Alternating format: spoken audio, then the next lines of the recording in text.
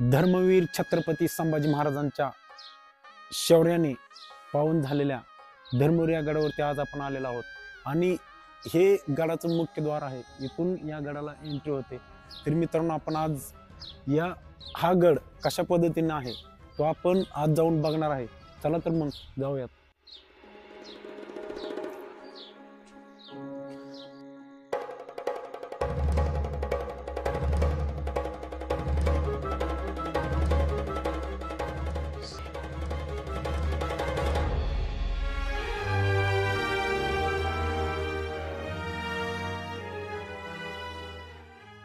मुख्य द्वारातून प्रवेश करून आपण पुढे आल्यानंतर एकदम भयावह शांतता आहे आणि छावा चित्रपट हा रिलीज झाल्यापासून किंवा बऱ्याच लोकांनी पाहिल्यापासून या साईडला वीज देणाऱ्यांची संख्या वाढलेली आहे. कारण आपल्या धर्मवीर छत्रपती संभाजी महाराजांचा झालेला छळ आहे तो छळ खरंच भयावह आहे आणि मनाला भावून जातोय. अक्षरशः शब्द सुद्धा बाहेर निघत नाहीत, हळहळ होती मनाला. आणि त्याच ह्याच्यासाठी प्रत्येक जण या ठिकाणी येऊन एक त्यांना नमन करतोय आणि आदरांजली वाहतोय असंच म्हणता येईल. कारण तेव्हापासूनच इकडं येणं जाणाऱ्यांची संख्या वाढलेली आहे. या साईडला रामेश्वर मंदिर आहे, आम्ही तुम्हाला दाखवणारच आहे. चला तर आपण पहिल्यांदा रामेश्वर मंदिराकडे जाऊयात.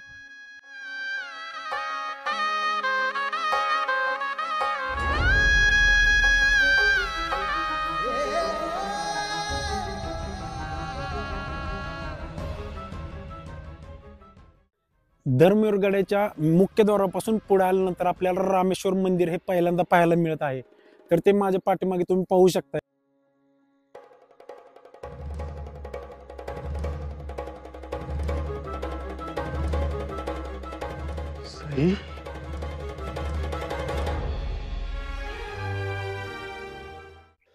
रामेश्वर मंदिरापासून एक 150 ते 200 मीटर अंतरावरती आल्यानंतर आपल्याला श्री मल्लिकार्जुन मंदिर या साईडला दिसत आहे. तर आपण त्या साईडला पण थोडंसं पुढे जाऊन तुम्हाला मी दाखवतो. ते मंदिर एकदम शॉर्ट वेळ आपल्याकडे आहे, तेवढ्या वेळेमध्ये सगळ्यात जास्तीत जास्त दाखवण्याचा प्रयत्न मी तुम्हाला करणार आहे. चला तर या पुढे.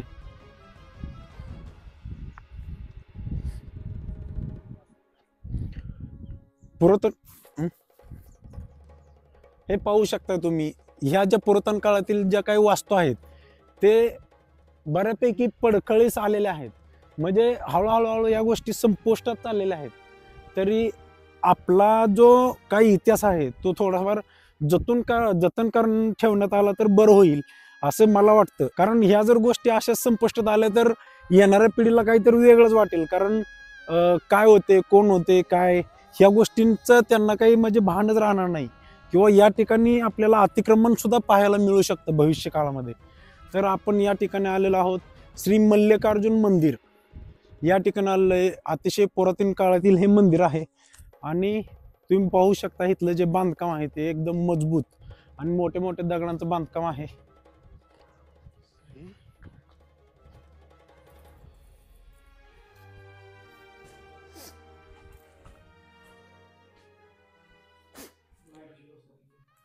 इथे लाईटची व्यवस्था केलेली आहे. एकंदरीत म्हणजे या ठिकाणी थोडीफार काळजी घेतली जाते, पण अशीच जास्त थोडीशी काळजी करून हे जे पुरातन काळातले मंदिरं वगैरे गड किल्ले आहेत यांचं जतन करणं आपल्या सरकारचं काम आहे आणि ते त्यांनी करावं असं मला तर वाटतं. कारण येणाऱ्या काळामध्ये येणाऱ्या पिढीला पण ह्या गोष्टी सगळ्या माहीत पाहिजेत. तर या आपण दर्शन घेऊया आणि इथून पुढे जाऊयात. पाहू शकता तुम्ही डायरेक्ट मंदिरात येण्यासाठी सुद्धा काही मार्ग आहेत. म्हणजे पुरातन काळात सुद्धा ह्या गोष्टींचा विचार करून म्हणजे आजच्या जे इंजिनियरांना जमणार नाही ते त्यांनी त्यावेळेस एवढं परफेक्ट केलेलं आहे. चला दर्शन घेऊन आता आपण पुढे जाऊयात.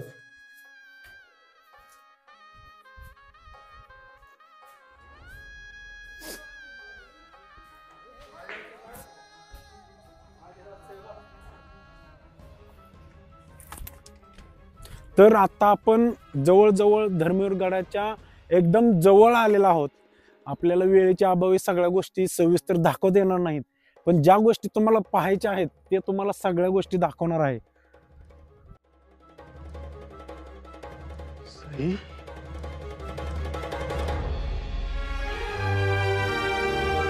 श्री लक्ष्मीनारायण मंदिर, श्री बल्लाळेश्वर मंदिर, बल्लेश्वर मंदिर आणि पाताळेश्वर मंदिर ते या साईडला आहे, पण ते आपण जाताना पाहूयात, कारण आता वेळेची खूप कमतरता आहे, आपल्याला धर्मवीर गड पूर्णपणे पाहायचा आहे.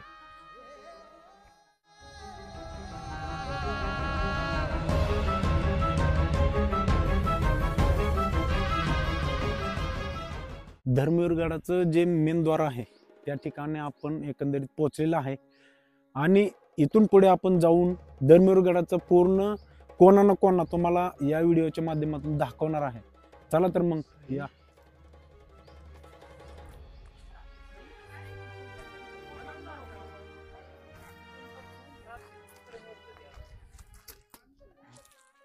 एक फेब्रुवारी 1689 संगमेश्वर या ठिकाणी छत्रपती संभाजी महाराजांना पकडून धर्मवीर गडावरती घेऊन आले आणि औरंग्याच्या अवलादीने औरंग्याने धर्मवीर छत्रपती संभाजी महाराजांवरती अत्याचार याच ठिकाणी केले आणि आज त्यांचा इतिहास आपण एका छावा या व्हिडिओच्या माध्यमातून पाहिला तर अक्षरशः डोळ्यात पाणी उभं राहतं आणि ऊर भरून येतं.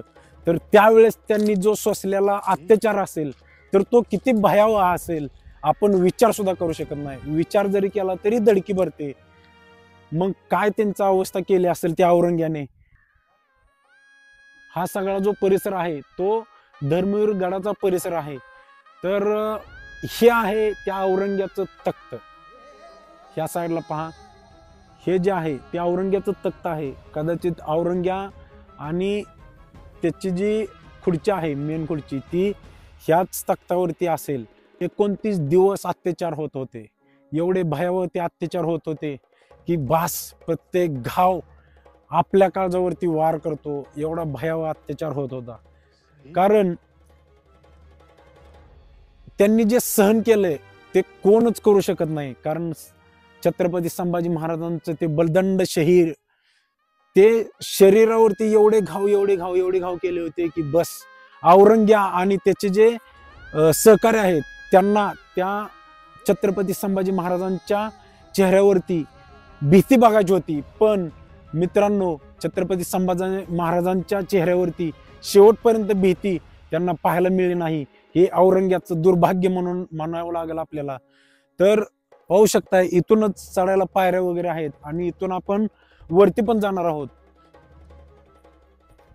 अक्षरशः इथे येऊन भीती वाटते, नको नको वाटते. कारण इथला जो परिसर आहे तो माझ्या छत्रपती संभाजी महाराजांच्या किंकाळीने दुमदुमला असेल आणि इथली जी भिंत आहे ती छत्रपती संभाजी महाराजांच्या किंकाळी ऐकलेली ही प्रत्यक्ष भिंत आहे मित्रांनो.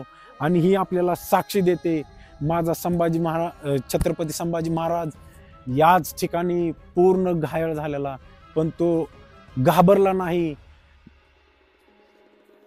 छत्रपती शिवाजी महाराजांचा छावा होता माझा छत्रपती संभाजी महाराज.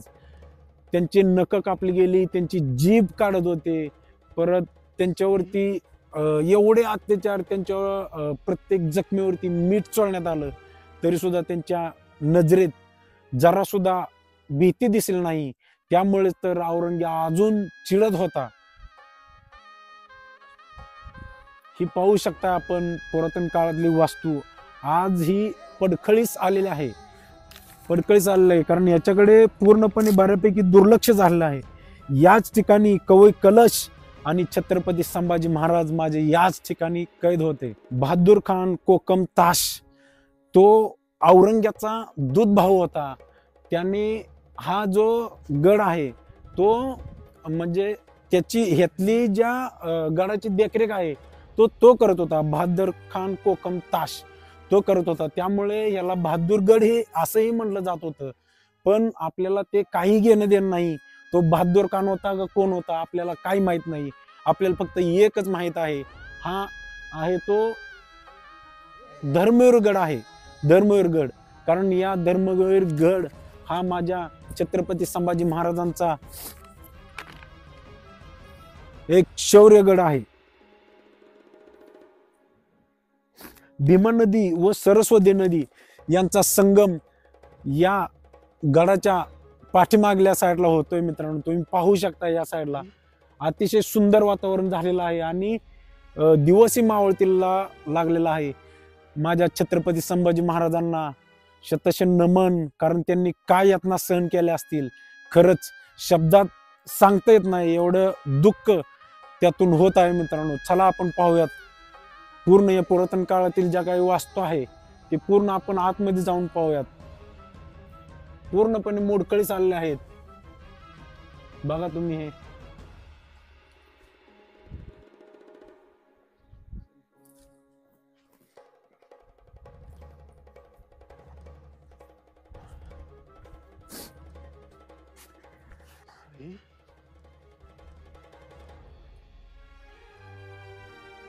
ज्या वेळेस छत्रपती संभाजी महाराजांना संगमेश्वरवरून या धर्मगडावरती आणलं जात होतं त्यावेळेस औरंग्या हा अकलूजच्या आसपास होता आणि त्याला ही बातमी समजली की आपल्या हाती छत्रपती शिवाजी महाराजांचा छावा हाती लागलाय.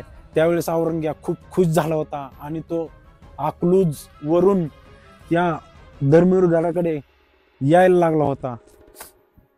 खूप दिवसांच्या प्रयत्नातून त्याला तो मिळाला होता, कारण धर्मवीर छत्रपती संभाजी महाराज आणि औरंग्याची ही दुसरीच भेट होती आणि या दुसऱ्या भेटीमध्ये माझा राजा त्यांच्या कैदेत होता.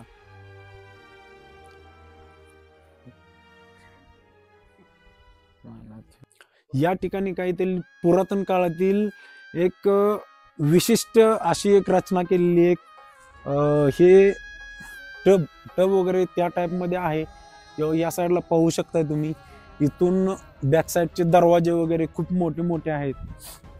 तसं शिल्प बरंच आहे आणि जे पुरातन काळातून चालत आलेल्या ज्या काही गोष्टी आहेत त्याच्यामध्ये थोडीफार प्रमाणात काहीतरी डागडुजी करून त्या बहादूर खान म्हणजे त्या औरंग्याचा दूध भाऊ त्याने काहीतरी केलं होतं, त्यामुळे त्याला त्याचं नाव दिलं होतं. पण त्याचं नाव आपल्याला घ्यायचं पण नाही आणि काढायचं पण नाही मित्रांनो.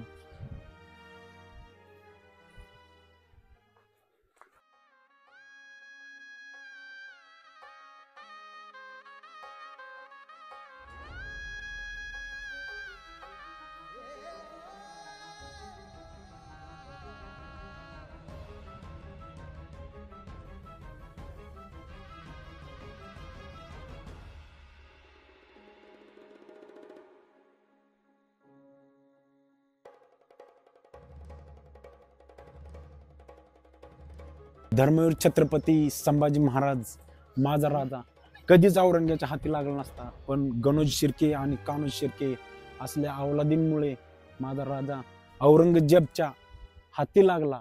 कारण आपल्यात पण काही तर कोणतर असतोय गणोजी शिर्के आणि कान्होजी शिर्के, तो ओळखायला शिका. कारण अशाच लोकांमुळे आपल्यावरती पण परिणाम होत असतो किंवा आपल्या ज्या काही गोष्टी असतात त्या समोरच्या माणसांना कळत असतात. पाहू शकताय आपण आज ह्या वास्तूची एकदम मोडकळीस आलेल्या आहेत या वास्तू. इथं पहा, या वास्तूची एक विशिष्ट रचना आहे. आपल्यातील काही लोक म्हणजे जसे की बाबा ज्यांचे प्रेम वगैरे असतात ना, ते लोक या ठिकाणी येऊन अशा काही पण घाण करून जातात किंवा आपापली नावं टाकून जातात. अरे कशासाठी कशासाठी हे नाव टाकताय तुम्ही? माझ्या छत्रपती संभाजी महाराजांनी या ठिकाणी बलिदान दिलंय आणि त्यांच्यावरती अत्याचार झाले. आपण या ठिकाणी येऊन अशा गोष्टींचा विचार सुद्धा करू शकत नाहीये.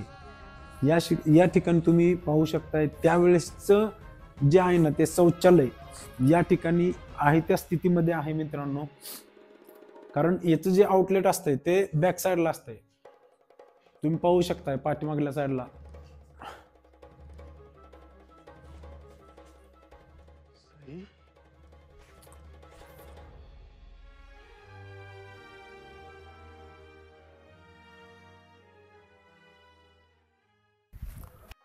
माझ्या राजाच्या चेहऱ्यावरती एक भयभीतीचं वातावरण बघावं असं औरंग्याची इच्छा होती, पण ती इच्छा सुद्धा त्याची पूर्ण झाली नाही. आपण पाहू शकताय अतिशय त्यावेळेस म्हणजे शिस्तबद्ध केलेलं एकदम व्यवस्थित बांधकाम वगैरे पाहू शकता तुम्ही.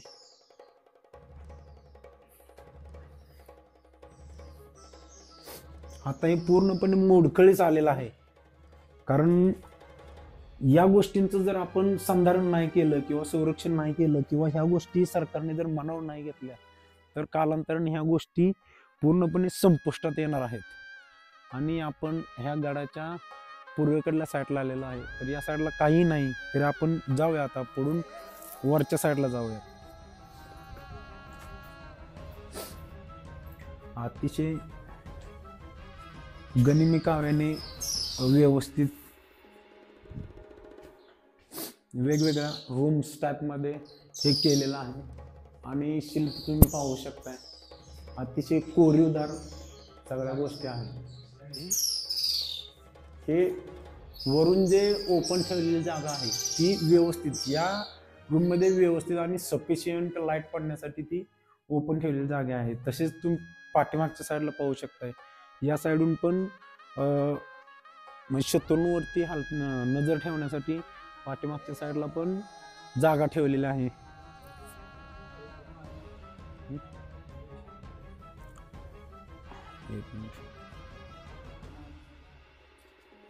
भीमा आणि सरस्वती नदीचा संगम पाठीमागच्या साईडला होतोय. आणि ही भीमा आणि सरस्वती नदी माझ्या राजांच्या अत्याचाराची साक्ष देते. आणि मावळत्या सूर्याला पाहून आज त्यांच्यावरती झालेले जे अत्याचार आहेत ते किती भयानक असतील याचा विचार तुम्ही आम्ही करणं खरंच वाईट वाटतं. कारण आम्ही ज्यावेळेस पहिल्यांदा छावा हा चित्रपट बघायला गेलो होतो त्यावेळेस खूप काही गोष्टी ठरवून गेलो होतो की आपण घोषणा द्यायच्या किंवा जय जयकार करायचा वगैरे. पण ज्यावेळेस आम्ही तो खरंच चित्रपट पाहिला, पहिल्यापासून शेवटपर्यंत आम्हाला कसला चान्स मिळाला नाही जय जयकार करायला किंवा कशालाच. कारण एवढा भयानक अत्याचार माझ्या छत्रपती संभाजी महाराजांवरती करण्यात आला होता. तर आपण आता गडाच्या वरच्या साईडला निघालेलो आहोत. वरच्या साईडचा जो काही व्ह्यू आहे ते तुम्हाला मी दाखवणार आहे.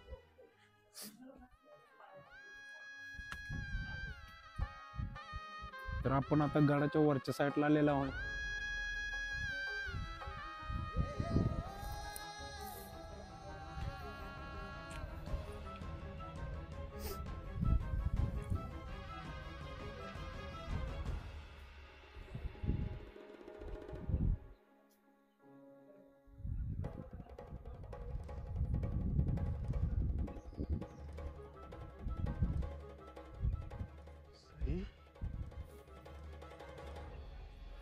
हा आहे गडाचा वरचा साईड. तुम्ही पाहू शकता हे पाठीमागे.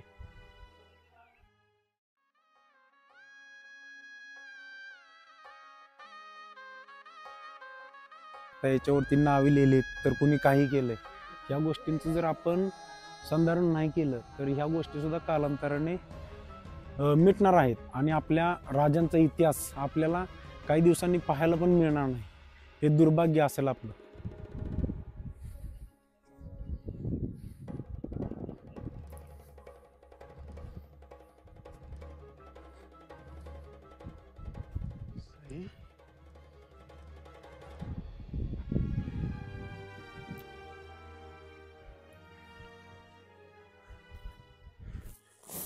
खरं तर या गडाकडे कोणाचं लक्ष नव्हतं, पण छावा या चित्रपटामुळे बऱ्याच गोष्टी घडलेल्या आहेत किंवा लोकांच्या मनात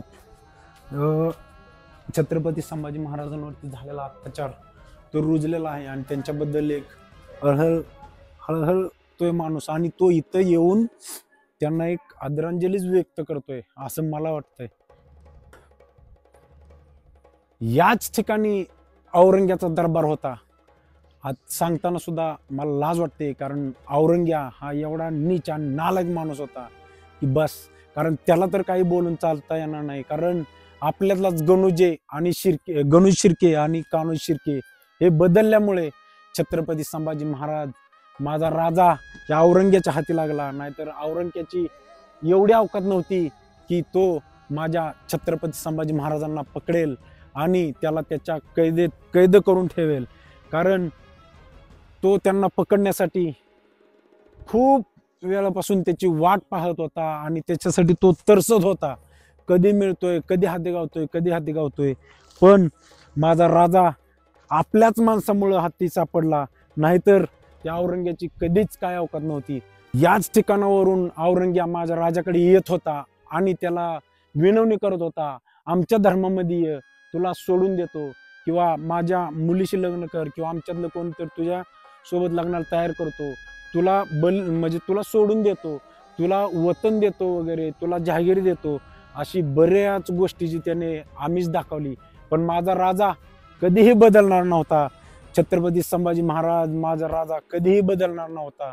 त्यांनी 29 दिवस याच ठिकाणी अत्याचार सहन केला. त्याच्या अंगावरती एवढे घाव केले होते की बस, तरी सुद्धा तो शेवटपर्यंत हारला नाही, किंवा त्याच्या डोळ्यामध्ये कधीही भयभीती कधीही दिसली नाही. कारण औरंग्याला माझ्या राजाच्या डोळ्यामध्ये भीती पाहिजे होती, पण भीती त्याला मरेपर्यंत बघता आली नाही.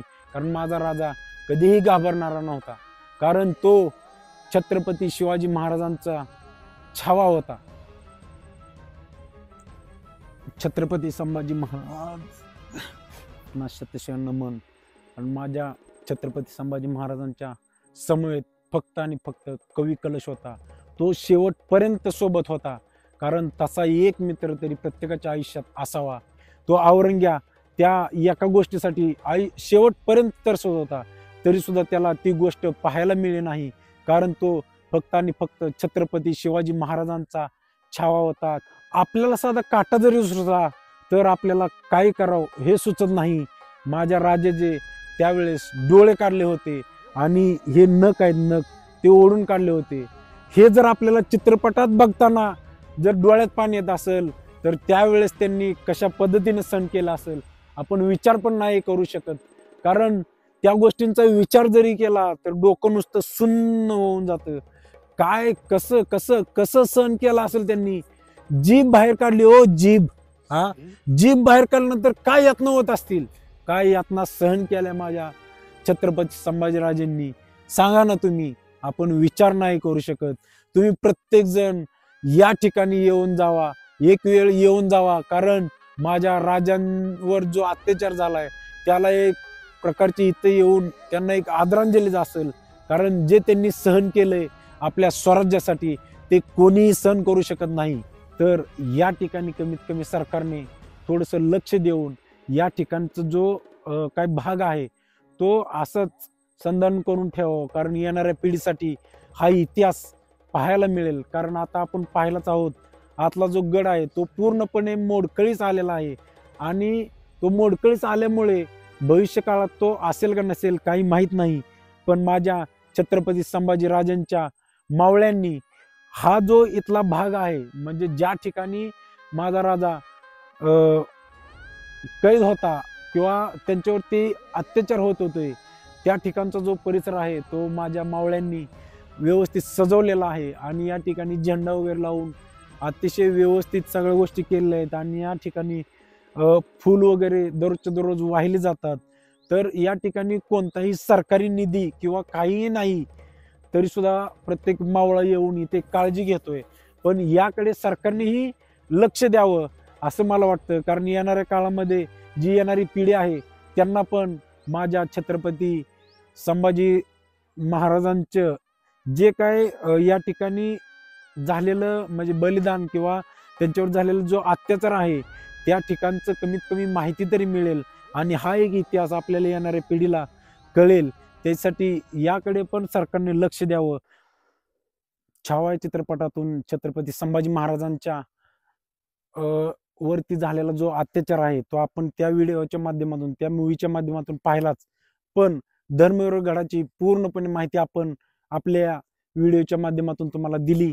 तर आवडल्यास नक्की शेअर करा, लाईक करा आणि चॅनलला सबस्क्राईब करा.